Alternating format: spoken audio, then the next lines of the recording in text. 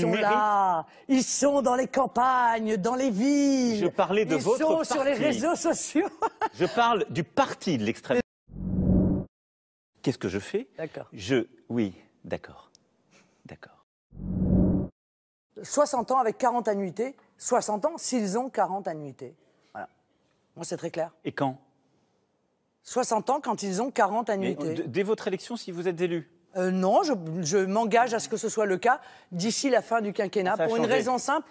Non, ça n'a pas changé, C'était dans les 2 mois, il y a quelques semaines, mais bon, ça a dû changer.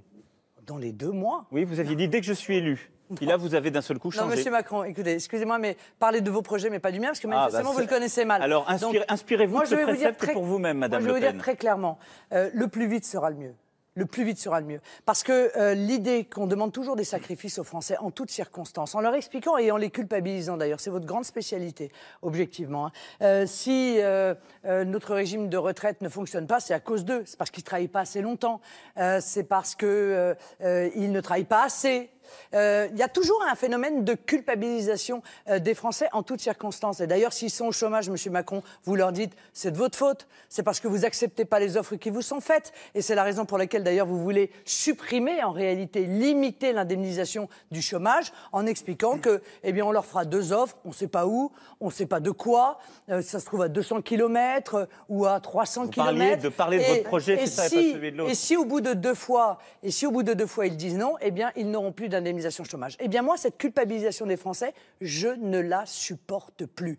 Les Français n'ont aucune raison de culpabiliser. Vous avez totalement raison. Si notre système Mais ils ont le droit qu'on ne les prenne pas pour des imbéciles non plus. On peut terminer ou... Oui, mais allez-y, mais parlez de votre projet, comme vous le disiez. Vous ne parlez pas de votre projet sur les retraites. On peut, merci. Ça existe. Non. Il y a quelque chose qui s'appelle l'Agence des participations de l'État, où l'État peut investir dans une entreprise. Je l'ai décidé, par exemple, quand Peugeot était menacé, l'État a investi et monté au capital pour sauver l'entreprise. Bah vous voyez, il y a quand je le propose, vous dites que c'est quelque chose. Non, j'ai rien dit, je vous ai écouté. C'est intéressant parce que votre solution géniale. Non, monsieur Carla, c'est un fonds souverain que je confierai, moi, à des chefs d'entreprise, ce qui n'est pas le cas. Donc ça, c'est ce qui existe à la Banque publique d'investissement. Non, ça avait été créé. Si, mais Madame Le Pen. C'est pas une banque que je veux, c'est un fonds souverain. N'importe quoi. Mais n'importe quoi. Monsieur le fonds Macron, souverain, ne jouez pas avec moi, ne jouez pas. Mais je ne joue pas, malheureusement, c'est triste. Je vois que vous cherchez à jouer avec moi, à l'élève et au professeur, mais en ce qui me concerne, ce n'est pas particulièrement mon truc, je vous le dis. Mais moi non plus, vous savez, c'est triste. Le pays mérite mieux. Je répondrai de tout ce que j'ai fait moi, je ne répondrai pas du reste. S'il vous plaît, on va avancer. Alors vous êtes l'héritier de François Hollande qui vous soutient 2 fois par jour, ainsi que de l'intégralité de vos amis ministres avec lesquels vous avez gouverné. On va pas recommencer. L'intégralité des ministres socialistes qui ont été vos collègues au gouvernement. Pourquoi vous n'acceptez pas cet héritage tellement évident? On a des choses au début, on avait bien avancé. Hollande il y a des choses très importantes. C'est sympa d'ailleurs, comme petit nom. On va pas s'entendre. C'est sûr que tout le monde nous suit depuis le début, c'est pas la peine de refaire le début de l'émission. On ne connaîtra pas vos petits noms à tous, on va simplement dire qu'il est... Je vous dis juste que moi j'ai assumé. On doit parler d'Europe, je sais d'où je viens. D'international. Vous n'avez pas rompu avec M. Hollande, ne racontez pas quand même ça. Non mais arrêtez, vraiment. Qui ne vont pas vous croire, enfin. Madame Le Pen, les Français ne sont pas aussi bêtes. Alors comme ils sont intelligents, on va leur parler de intelligence. Avec M. Hollande. Alors on va parler à leur intelligence, s'il vous plaît. Mais non, vous êtes parti pour pouvoir organiser votre candidature, celle du système, pour pouvoir mettre en place les conditions pour faire croire aux Français que justement vous étiez d'Europe, alors que vous étiez le candidat choisi. Encore une fois, entendez-moi, on l'a vu. Par les socialistes. Et par le système pour pouvoir se survivre, parce que sinon, ils n'auraient pas pu se survivre. Vous êtes à 30 secondes d'écart. Vous êtes à 30 secondes d'écart l'un et l'autre. On va parler d'Europe avec Christophe et d'international. Et on croit comprendre qu'entre vous deux, c'est un sujet important, donc ça mérite d'y passer maintenant. Mais c'est fondamental. Parce qu'une grande entreprise, elle ne pourra pas payer en euros d'un côté et payer ses salariés de l'autre en France. C'est n'importe quoi, Madame Le Pen. Ça n'a jamais existé. L'écu, c'était une monnaie de référence. Personne ne payait en écu. Notre dette, elle sera payée en euros ou en francs?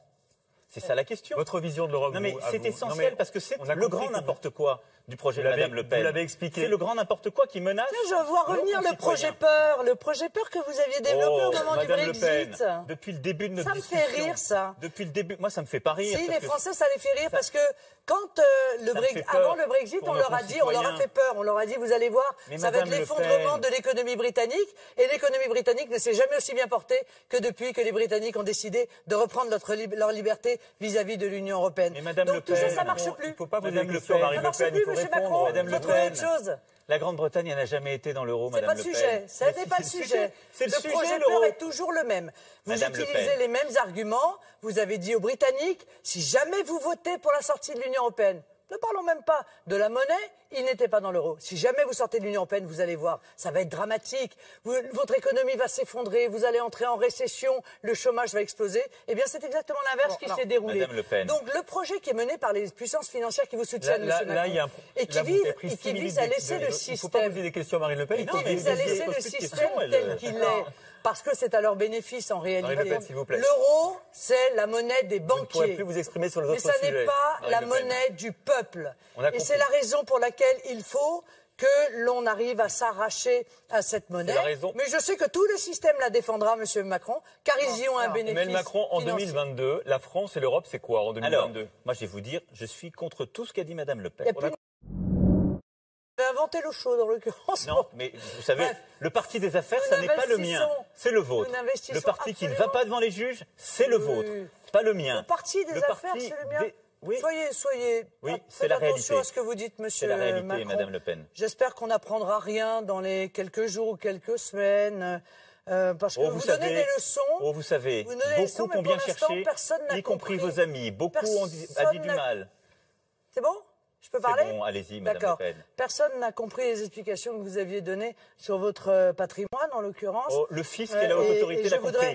Il n'a pas compris sur le vôtre, il l'a renvoyé au juge. Le président de la haute autorité, qui est un ami de M. Hollande, il l'a renvoyé au juge, par hasard, et qui a appelé à voter pour lui en 2012. Mais il y a là encore une pétition qui circule de professeurs d'université, d'avocats qui vous demandent des explications sur 15 points qui ne comprennent pas comment vous avez réussi à dépenser un SMIC par jour. Mais Madame Le Pen, c'est pas grave. C'est une fois encore un mensonge. La différence qu'il y a entre vous et moi, c'est que vous êtes, vous, sous le coup d'une procédure judiciaire, que la haute autorité qui a regardé mon dossier, qui a vu qu'il n'y avait pas de problème, a regardé présidée par l'ami de M. Hollande. Mais qui est indépendante. Ce sont nos institutions. Comme les juges, vous remettez... Quand les juges ne vous arrangent pas, vous dites qu'ils ne sont pas honnêtes. L'institution judiciaire, elle est forte dans notre pays. Mais oui, Madame Le Pen, ne plaisantez pas avec ça. L'institution judiciaire. J'espère qu'on n'apprendra pas que vous avez un compte offshore aux Bahamas ou je sais pas, j'en sais rien. Non, Madame Le Pen, parce que ça, c'est de la diffamation. Non, j'ai dit j'espère. Vous, on sait en tout cas que vous avez un patrimoine qui est sous-évalué, et vous, on sait en tout cas que vous êtes sous le cas d'une procédure judiciaire. Ça n'est pas mon cas. C'est la grande différence entre vous et moi. Votre réponse. Vous avez des affaires. C'est pour ça que ça a été fait, je pense. Moi, je n'en ai pas, Madame Le Pen. C'est probablement pour ça que ça a été fait. Mais du jour au lendemain, vous serez présidente. Les gens vont arrêter de venir, il n'y aura plus de fraude sociale, plus de fraude fiscale, tout va bien se passer. Du jour au lendemain comme ça. Formidable. On essaye? Formidable. On essaye? Non, moi, j'ai pas envie d'essayer. Je vais vous montrer ce que je suis capable de faire pour lutter contre Madame la Le fraude Pen, sociale. vous savez quoi? J'ai pas envie d'essayer et je crois que les Français non plus. Ils n'ont pas du tout envie d'essayer avec vous. Que les Français ne parlez pas à leur place. Non, je ne parle pas à leur place, mais ils n'ont pas envie. Tout ça vous avez plutôt la position aujourd'hui du candidat par défaut, choisi par défaut par toute une série de gens. Alors vous devriez faire preuve d'un peu moins d'arrogance avant l'élection. Je vous dis juste que moi, je prends les Françaises et les Français pour des adultes. Je ne leur mens pas. Je ne leur mens pas.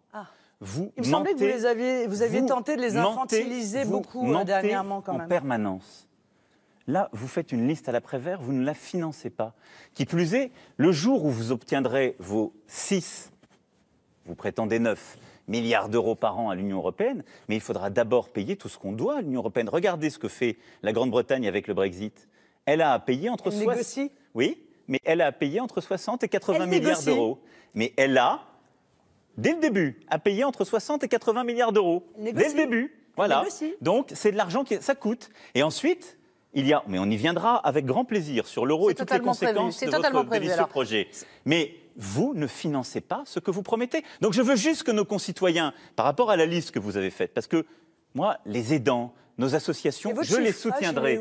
Je les soutiendrai. Moi, il est où votre chiffrage ? Il est en ligne et j'ai eu la courtoisie de rappeler comment je finançais mes baisses d'impôts. Vous savez, la mesure que je fais sur la CSG, c'est pour financer des baisses de charges salariales. Vous, ce sont des cadeaux. Mais quelqu'un va payer. Je veux que nos concitoyens le comprennent. Quelqu'un va payer. Vous proposez des augmentations d'aides ou des baisses d'impôts que vous ne financez pas. Vous avez dit des cadeaux. Je dis, Madame Le Pen, que votre projet est un projet caché. Donc rendre l'argent... Mais rendre l'argent... paye les Français aux Français, c'est un cadeau. Madame Le Pen... Vous préférez le donner à qui? Mais je ne le donne à personne. Je dis simplement que quand vous baissez des impôts... Vos amis des puissances financières? Quand vous baissez des impôts, si vous n'avez pas baissé des dépenses en face, tous nos concitoyens qui nous écoutent peuvent le comprendre. Je baisse des dépenses auxquelles vous ne voulez pas toucher, monsieur Macron. Mais vous ne baissez aucune dépense, Madame Le Pen. Alors, ce n'est pas vrai. S'il vous plaît, nous reviendrons. Une réponse... On vient de vivre en dit long sur ce que vous êtes. On vous demande une carte blanche et vous salissez l'adversaire. Et vous proférez des mensonges, comme depuis le début de ce débat. Parce que le pays vous importe peu, vous n'avez pas de projet pour lui. Votre projet, c'est de dire au peuple français, cette personne est atroce, c'est de salir, c'est de mener une campagne de mensonges et de falsification. Votre projet, c'est un projet qui vise à vivre de la peur et des mensonges. C'est ce qui vous nourrit, c'est ce qui a nourri votre père pendant des décennies. C'est ce qui a nourri l'extrême droite française et ce qui vous a fait, vous. C'est pour ça que je n'en veux pas pour mon pays. Parce que la France que je veux, elle vaut beaucoup mieux que ça. La France que je veux, elle ne sera pas divisée. Mais pour cela, il faut sortir en effet d'un système qui vous a coproduit. Vous êtes la coproduction du système que vous dénoncez. Parce que vous en vivez. Vous êtes son parasite. Parce que l'inefficacité des politiques de droite et de gauche, l'inefficacité des politiques de droite et de gauche, c'est le Front National qui s'en nourrit. Alors moi j'entends la colère de nos concitoyens. Je la vois sur le terrain. Je la vis, sans cynisme, en tout cas sans le vôtre. Mais je veux y apporter une réponse en profondeur, par une vraie politique de réforme, de transformation du pays, celle qu'on n'a jamais faite depuis 30 ans. Et avec moi, pas à la schlag, avec nos concitoyens. C'est pour ça que, n'ayez pas ce genre de terme, Madame Le Pen, ça pourrait prêter à quelque ambiguïté venant de vous. C'est l'Europe à la schlag. Et donc, non, pas chez moi. Si, c'est celle de Merkel. C'est la construction qui vient du bas, avec les associations, avec les territoires dont on a trop peu parlé, les initiatives populaires, mais des vraies transformations, des vrais changements pour lutter contre le chômage, pour l'école, pour la transformation du pays et surtout pour sa réconciliation. Dans 5 ans, si je suis élu président, je veux une France qui aura gagné la bataille face au terrorisme, face au chômage, face à l'illettrisme. Mais une France, vous avez déjà réconcilié le MEDEF et la CGT, ils appellent à voter pour vous. Parce qu'il n'y aura pas les divisions. Mais vous savez, malheureusement, l'État du pays tout le système appelle à voter pour vous. Pas de rire. Moi, je ne ris pas avec l'État de notre pays. Il m'inquiète. Le MEDEF et la CGT. Il me préoccupe. Et donc, tout ce que je veux, tout ce que je ferai, continuez votre antienne, Madame Le Pen. Vous n'avez que cela à la bouche. Vous n'avez pas de projet pour le pays. Nos concitoyens l'ont vu ce soir. Vous n'en avez pas. Et donc, moi, je veux dans 5 ans, parce que j'aurai justement fait un vrai renouvellement, fait un vrai renouvellement des forces vives politiques. Tous les socialistes, avec des vrais visages nouveaux. Tous les ministres avec une vraie force politique nouvelle. Pas un parti d'extrême droite tous les députés socialistes. Depuis des décennies, justement, occupe la place. Avec des politiques qui n'ont jamais été conduites. Je veux une France. Avec Estrosi. Je veux une France qui, dans 5 ans... Avec Bertrand. Avec NKM. S'il vous plaît. Madame Le Pen. S'il vous plaît, nous en avons... Mais dites-le. Le pays mérite mieux que cela. Le pays, il mérite de savoir la vérité. S'il vous plaît. Et la vérité, je la lui ai toujours donnée. Alors, qui sera votre Premier ministre? Madame Le Pen. Mais non, on va pas Ni François Mitterrand, ni quelques présidents que ce soit n'ont jamais répondu à cette Emmanuel Macron, on s'arrête maintenant, c'est la Moi, je réponds et je termine. Alors, terminez vraiment. De manière très simple. C'est que je veux une France réconciliée. Tout l'inverse de ce que vous Bon, portez. alors. Et je veux une France vraiment transformée. Vous allez pouvoir conclure À la seconde près, voilà. Alors maintenant, vos conclusions à chacun. Le principe, c'est 2 minutes, sans s'interrompre. On vous fait confiance. Nous n'avons pas parlé d'un sujet, mais c'est vrai que M. Macron, ça l'intéresse peu. Excusez-nous, on est soumis à une exactitude de temps d'antenne et de parole. Le sujet de l'immigration. Est-ce que c'est votre carte blanche? Les Français, non. Ah bah, voilà, c'est pas possible parce que vous savez, on doit être à la seconde près. Et qu'on arrive à la conclusion. Donc, on vous donne, je vous propose de donner 1 minute sur le thème que vous avez choisi. On redonnera 1 minute à Emmanuel Macron pour vous répondre, puisque vous avez répondu à sa carte blanche, ce qui est de votre droit d'ailleurs. Est-ce que vous pouvez parler du thème que vous ayez choisi pendant 1 minute, s'il vous plaît? Moi, j'ai pas de thème choisi. C'est une philosophie générale, M. Macron.